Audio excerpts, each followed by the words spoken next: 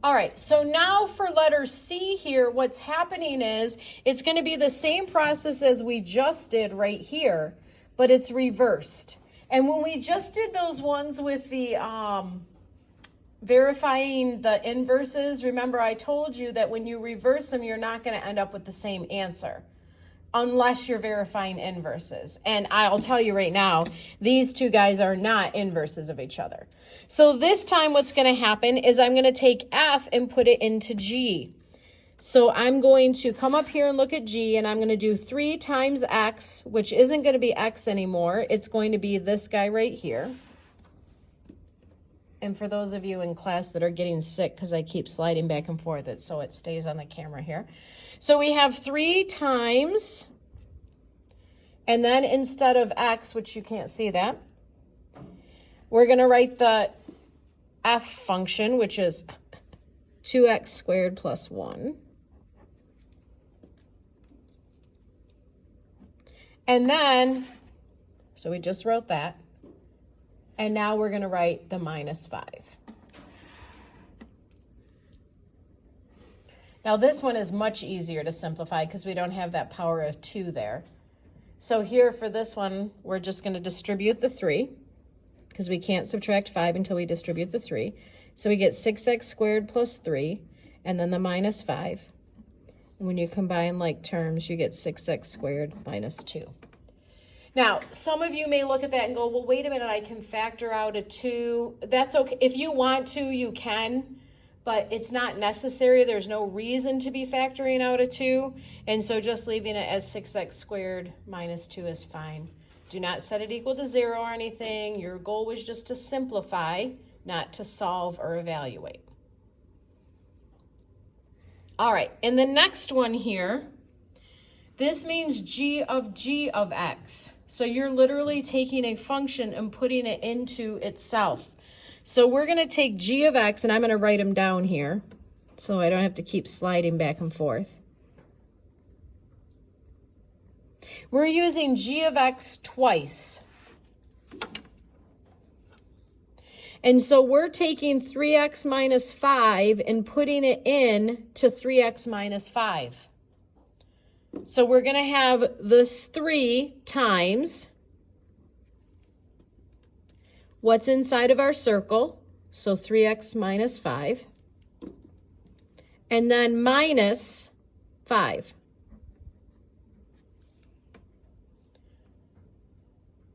And then we're going to simplify. So we get 9x minus 15 minus 5, and combine our like terms. So we get 9x minus 20. And the common error that I see here is that students get to this point and they're like, all right, I just did g of g. So now I have to multiply my answer by x or put an x after it. No. This is just using function notation here. This is the same way, writing it like this is the same as saying this or saying this. It's just another way to write it. Okay, so don't get confused by that. Your final answer here is just 9x minus 20. And then for the last one, f of negative 2, just like with the first one that we did up here at the top, we're going to take what's the innermost, substitute it in, and then take that answer and substitute it in. So we're going to take negative 2 and put it into f. F is defined as 2x squared plus 1. So we're going to put negative 2 in there. So we have 2 times negative 2 squared plus 1. And of course we have to raise to the power first. So we have negative 2 to the second power, which means negative 2 times negative 2. So 4 plus 1. So 8 plus 1 is 9. So what happens here is this part right here is the only part that I've done so far. So what I'm left with now is f of 9. I have to take that answer and put it in F again. So I'm going to have 2x squared plus 1, and this time I'm putting 9 in for x. So I have 2 times 9 squared plus 1. So I'm going to square the 9, 2 times 81 plus 1. So 162 plus 1, which is 163.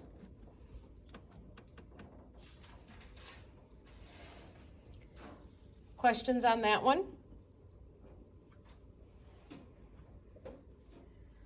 All right, and then the next question is someone asked about numbers 22 and 23 in section 1.5. You were not asked to do those ones, so I'm not going to do those for you. The only other questions that was asked in 1.5 were questions about stretches and compressions, and you can see there's no specific questions asked. So we're going to just talk about stretches and compressions in general. Remember that for our stretches and compressions, we're only going to do vertical stretches and vertical compressions.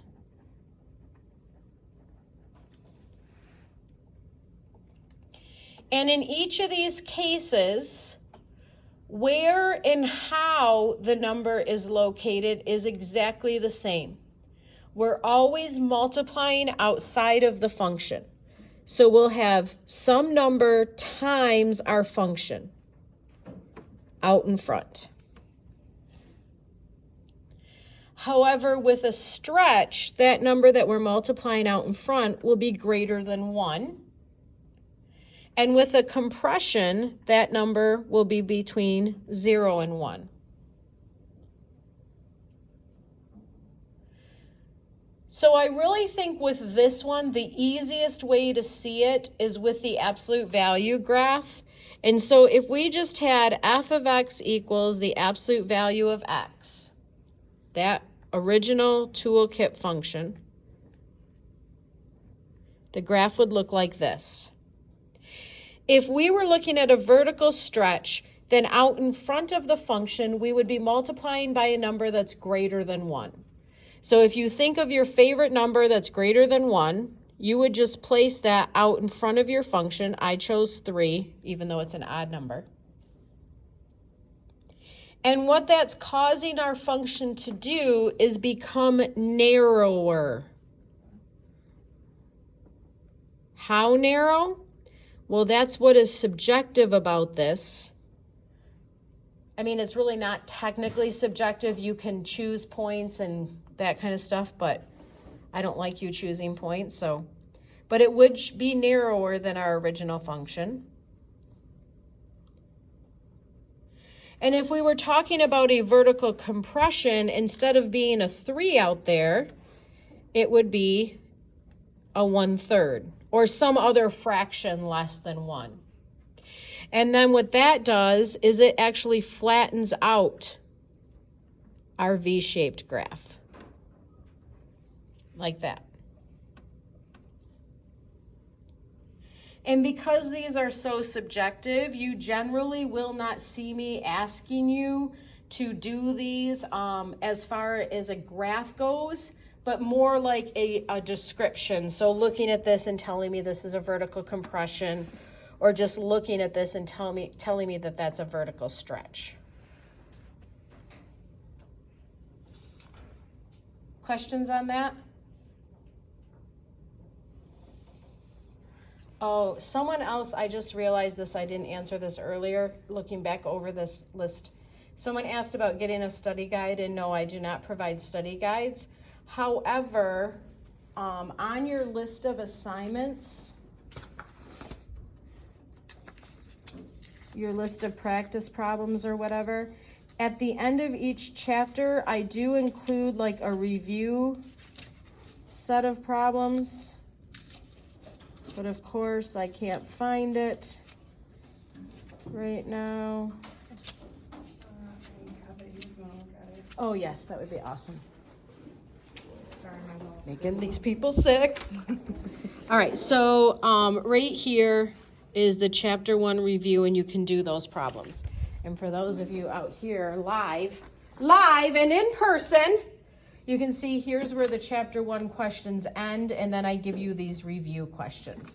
So if you wanted more questions, that's where you can get them. Or as we've talked about before, CUDA or whatever, you can get them there as well. All right. So the only other thing that was on this list was 1-6, number 27, which I already have written down here, except for not the problem number. And what they're asking for here is the x and y intercepts. So remember when we did these in class, I said that I'd always make 2 columns, one for the x-intercept and one for the y-intercept. And we talked about the fact that the x-intercept is the place where we cross the y-axis, cross the x-axis. So we let y equal 0, which means we're going to take this function and set it equal to 0. And then solve for x.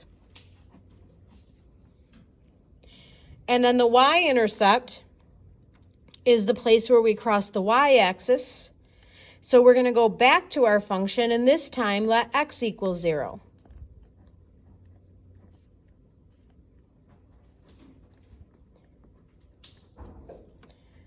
And then in the case of the x-intercept, we're going to have to solve that for x.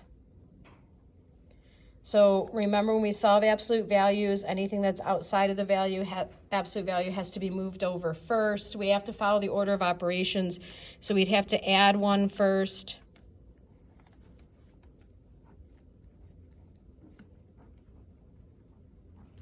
Then we'd have to get rid of this 3 that's floating out here, but it's not really floating. It's actually attached by multiplication. So I'd have to divide by -3. So we have 1 divided by -3, which is -1/3. And then once we get the absolute values isolated like that, the next thing we're going to say to ourselves is, okay, so that distance, x minus 2, is equal to -1/3.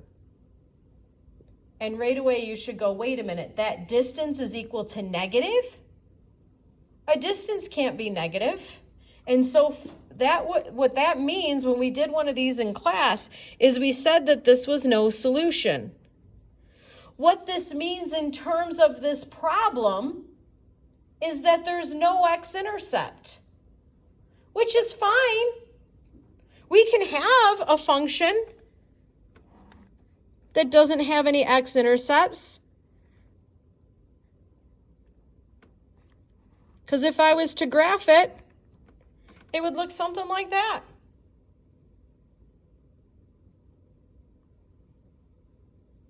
I know from up here, oh, I moved to the left. It should have moved to the right.